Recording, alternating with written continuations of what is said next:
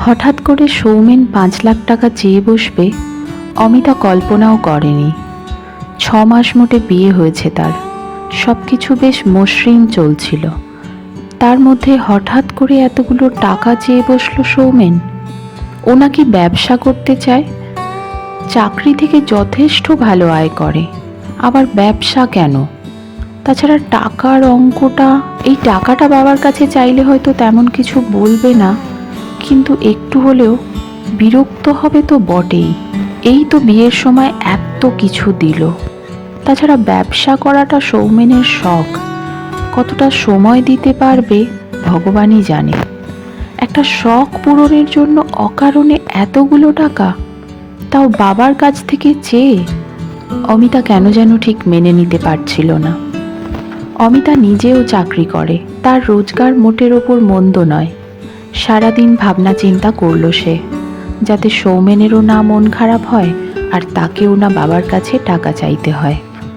Office থেকে সৌমেন ফিরতে সে বলল, আমার একটা এফডি আছে, মাইনের টাকায় করেছিলাম, 2 মাস বাদে ম্যাচিওর হবে, 4.5 মতো পাওয়া যাবে। বাকি 50,000 টাকা তুমি কোথাও থেকে ম্যানেজ করে নিও। উত্তরে সৌমেন বলল, তোমার টাকা চাইনি, চেয়েছি তোমার বাবার টাকা। মেয়ের বিয়ে দেওয়ার সময় কত কথা, অথচ এখন জামাইয়ের প্রয়োজনে কয়েকটা মাত্র টাকা উনি দিতে পারবেন না। অথচ তোমার মুখে তো সব সময় শুনি ভদ্রলোক নাকি টাকার গদিতে বসে আছেন। উত্তরে অমিতা বলল, তাতে কি হলো? হুট করে অমিতার মাথা গরম হয়ে গেল। সে বলে উঠল, তুমি নিশ্চয়ই বাবার টাকার থলি দেখে আমায় বিয়ে করনি। তোমার মা আমায় দেখতে গিয়ে আমার মাকে কি বলেছিলেন মনে আছে? কি মিষ্টি গোলগাল মেয়ে আপনার দিদি, ছেলের আমার পছন্দ আছে বলতে হবে। একটা আধটা নয়, 3টে বছর ধরে আমরা প্রেম করেছি। তখন তো তুমি বারবার বলতে তোমার কোনো দাবি নেই। সময়ের সঙ্গে সঙ্গে প্রায়োরিটিও বদলায়। এখন তো আর কেবল প্রেম নেই, মাথায় সংসারের দায়িত্বও চেপেছে। মাস গেলে ইএমআই দিতে হয় অনেকগুলো টাকা, নতুন ফ্ল্যাট, গাড়ির খরচ কম। তোমার বাবা তো কটা ফার্নিচার আর গয়না দিয়েই হাত ধুয়ে ফেললেন। একটা গাড়ি তো অন্তত দিতে পারতেন, মেয়ের কাজেই লাগতো। তাহলে তো আর প্রতি মাসে গাড়ির জন্য এতগুলো টাকা আর ইএমআই ভরতে হতো না। উত্তরে অমিতা বলল, এখন তো মনে হচ্ছে আমাকে বিয়ে করার পেছনে তোমার অন্য কোনো কারণ ছিল। কোনো দিনই তুমি আমাকে ভালোবাসোনি, বাবার পয়সার দিকেই তোমার লক্ষ্য ছিল। তাছাড়া যে বাড়ি, গাড়ি, ইএমআই এর গল্প শোনাচ্ছ, প্রতি মাসে তার অর্ধেক কিন্তু আমিও দিই।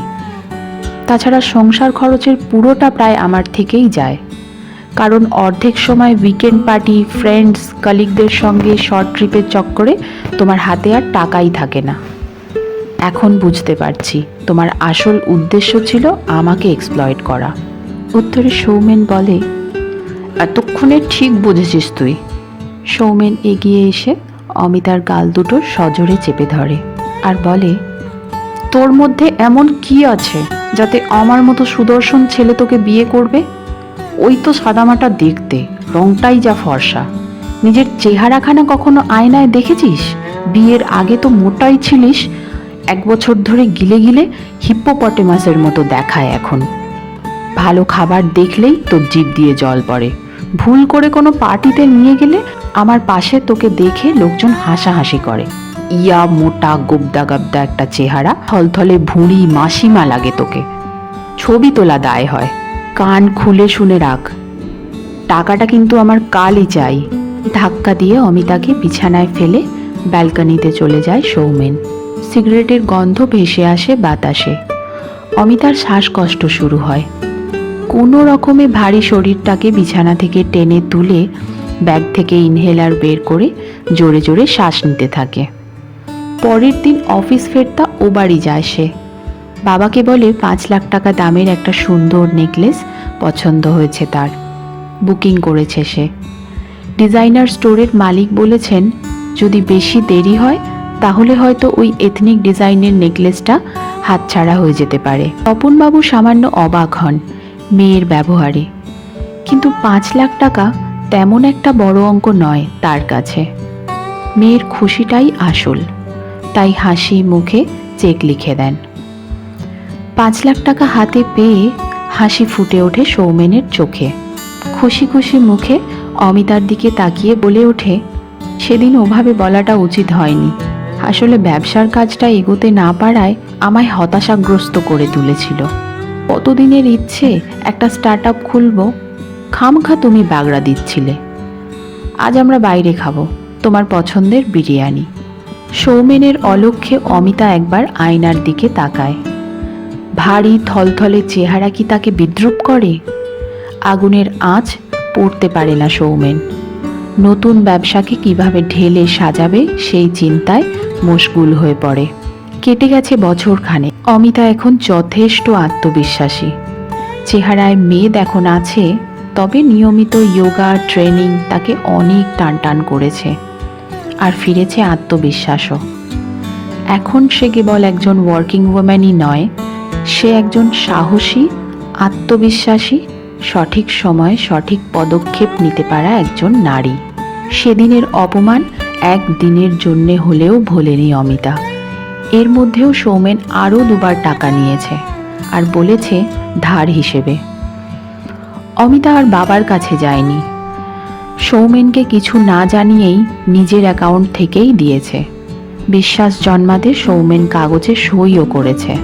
বলেছে, আগেই তো বলেছিলাম ধার হিসেবে নিচ্ছি, ব্যবসা দাঁড়িয়ে গেলেই ফেরত দিয়ে দেব। কথাটা বলার ফাঁকে সৌমেনের ঠোঁটে যে বাঁকা হাসির ছোঁয়া লাগে, অমিতার তার নজর এড়োয় না। সে সব দেখে আর ভেতরে ভেতরে আরও দৃঢ় হয়। এর মধ্যে বেশ কয়েকবার গায়ে হাতও তুলেছে সৌমেন। চুপচাপ সহ্য করেছে অমিতা। সৌমেন হেসে হেসে বলেছে, তোকে ধামসাতে যা মজা, যা মোটা তুই। আমি বলেই এই মুটকিকে বিয়ে করেছি। যতই চাকরি করিস, তোকে কে বিয়ে করত? সৌমেনের আবারও কিছু টাকার দরকার। এবার টাকা চাইতেই ঘুরে তাকালো অমিতা। এতদিন সৌমেন মশগুল ছিল নিজের মধ্যে। সে অমিতাকে টেকেন ফর গ্রান্টেড হিসেবে নিয়ে ফেলেছিল।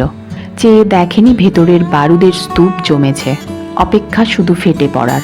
গম্ভীর মুখে অমিতা বলল, টাকা দিতে পারবো না, আগে দেওয়া টাকাগুলো ফেরত দাও, সুদ সমেত।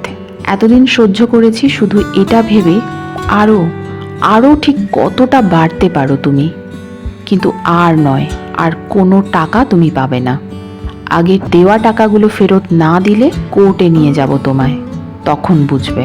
উত্তরে সৌমেন এগিয়ে এসে বলে, বড্ড বার বেড়েছিস দেখছি, আর একবার মার খাওয়ার সময় হয়েছে মনে হচ্ছে। টাকাটা আমার কালই চাই। সৌমেনের উদ্ধস্ত হস্ত এগিয়ে এলো অমিতার চুল ধরার জন্য। উত্তরে অমিতা বলল, কে মারবে, তুই? অমিতার ঠোঁটে তাচ্ছিল্যের হাসি। সৌমেনের উদ্যত হাত পলকে মুড়িয়ে দেয় সে। টাইলস বাঁধানো ফ্লোরের ওপর বসে পড়ে সৌমেন। যন্ত্রণায় কুকিয়ে ওঠে। এতদিন সে একতরফা আঘাত করে এসেছে, আজ পাল্টা আঘাত আসতেই আর সহ্য করতে পারে না। অমিতা বলে ওঠে, যে টাকাগুলো দিয়েছি তার পুরোটাই আমার ফেরত চাই, 1 মাসের মধ্যে, না হলে তোর এগেনস্টে জামিন অযোগ্য ধারায় মামলা করব। তখন চাকরিটা থাকবে তো?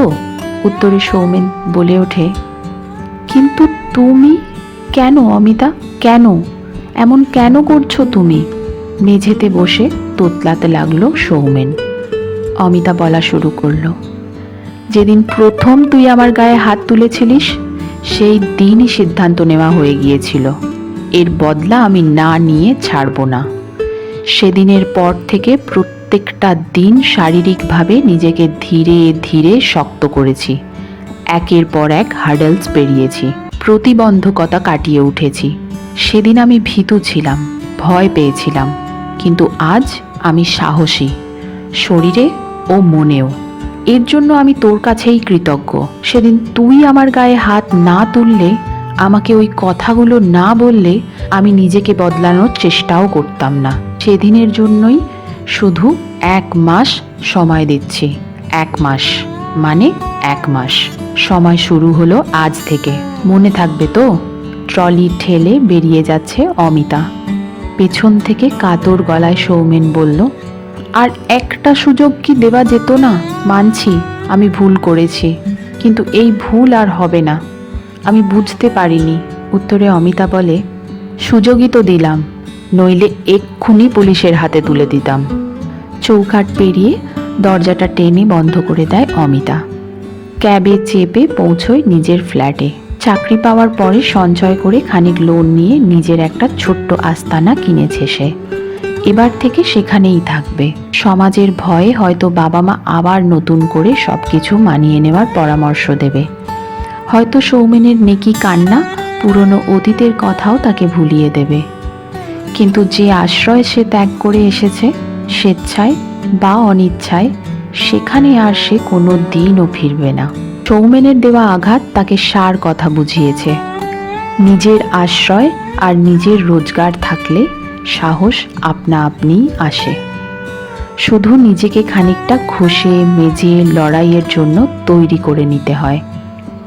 বছরখানেক লড়াই শেষে অমিতা আজ সব দিক থেকে স্বাবলম্বী ও আত্মবিশ্বাসী। সামনের লড়াইটা কঠিন হলেও নতুন আত্মবিশ্বাসী অমিতাকে হারতে দেবে না কিছুতেই।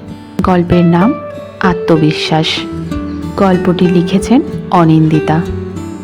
মন কেমনের ডাকবাক্স। ভুল ত্রুটি ক্ষমা করবেন। এত সুন্দর চিন্তা ভাবনা দিয়ে যিনি গল্পটি লিখেছেন তাকে আমার তরফ থেকে অসংখ্য ধন্যবাদ। আর যদি গল্পটি ভালো লাগে তাহলে চ্যানেলটি অবশ্যই সাবস্ক্রাইব করবেন।